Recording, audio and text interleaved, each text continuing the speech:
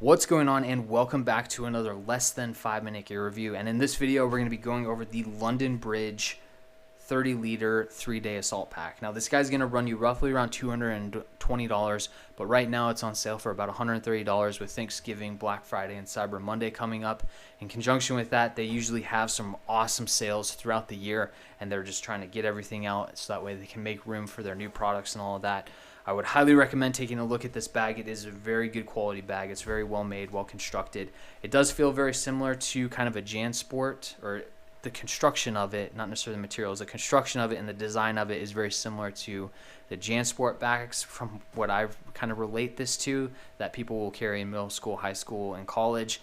And the only kind of exception is a lot better material. It feels like kind of 500 denier Cordura. I checked their website to double tap that to make sure I wasn't misquoting anything when it came to the materials and how they set it up, but I didn't see anything. But with that, it does feel like that 500 denier Cordura. So I definitely think it's a really good pack when it comes down to it. From what I can tell, you can probably jump this because of the way they have the webbing and everything set up on the bottom of the pack, as well as the connector links for some straps. So I wouldn't be surprised if this can be jumped when it comes down to it.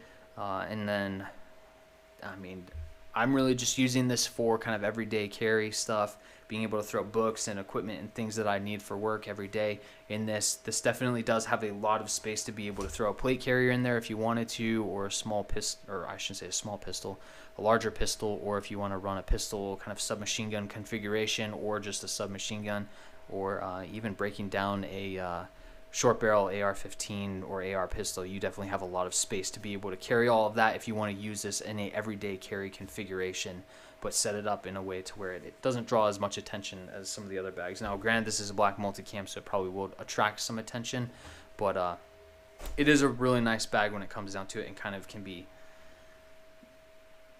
brushed off as just, oh, it's just somebody with a camo pack and it's whatever, you know, just because of the way it looks from the exterior. So with that, I'm going to go through the exterior so that way you can see everything that's going on in the exterior, and then open up each pocket so that way you can see what's going on the interior. Like I said, with the bottom, with the webbing, and this, with the webbing, you can definitely set this up, from what I can tell, in an airborne configuration and jump with it. You have that grommet on the bottom, so if you get water or dust, debris, dirt, anything inside of this, it'll just kind of shake right out, which is really nice. You have 3 compartments or pockets on this. You have a small one, a middle, medium, kind of middle one, and then you have your large primary compartment. I'll get to that in a sec. You do have, before I get to the back, you do have 4 of these buckle straps, so that way you can cinch this thing down and tighten it up if you're not using all of the pockets. The back side, you just have your shoulder straps, and then just a padded back piece, and then you also have this waist strap. I typically don't use this waist strap, so this is probably just going to go into the hydration pocket on the interior of this. It's nice to have. I don't need it right now, but I would rather need it and not have it than, or I would rather have it and not need it than need it and not have it. So I do think it's a good feature, and it's nice to have with this pack.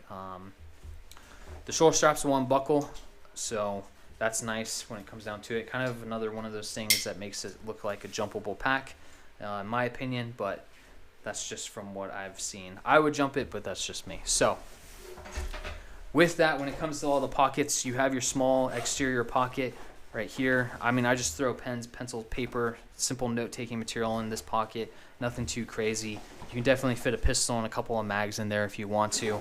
And then you have your medium-sized pocket right behind that, and this definitely has enough space to be able to throw a couple of books and who knows, a small AR pistol or submachine gun.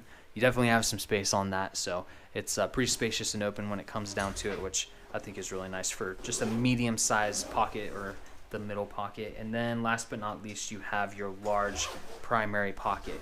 But before I completely open that up, I don't want to forget, when it comes to these zippers, like the 30-liter everyday duffel that they have, I would recommend taking some heat shrink and new 550 cord that hasn't been gutted, and swapping these zippers out, so then that way you just have a little bit more gripping surface and a little bit better dexterity, I guess you would say, when it comes to these zippers. This gutted 550 cord, I think, kind of takes away from these zippers. I think it would be better if they had something a little bit meatier and heavy duty, especially with the size of these zippers on these packs. So That's the only thing I'll really say about it when it comes to how it can be improved.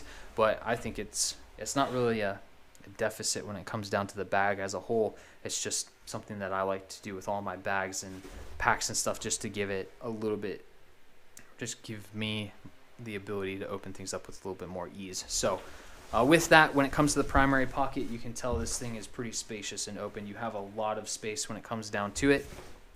You definitely have enough space to throw a big radio in here if you're carrying and lugging one of those around, like your larger 117s. I don't know if they still have them anymore. I've just seen the smaller ones recently, but you definitely have a lot of space on the interior for that. You have your hydration pocket right here as well. So if you want to run cabling, your hydration hoses and all that, you have these 3 little Velcro loops to be able to run all of that for water, radios, and whatever else you may want to throw in on the interior. And then up top you have your handle, as well as that channeling for whatever you're going to channel through there. So with that, I really don't have anything else to add. I think this is an awesome pack. I use this every single day for like books and some things that I like to carry to work, and just everyday carry stuff that I don't like to have on my person. So with that, if you have any questions, please feel free to leave a comment. We'll answer any questions that you have. Like, share, and subscribe, and we'll see you next time.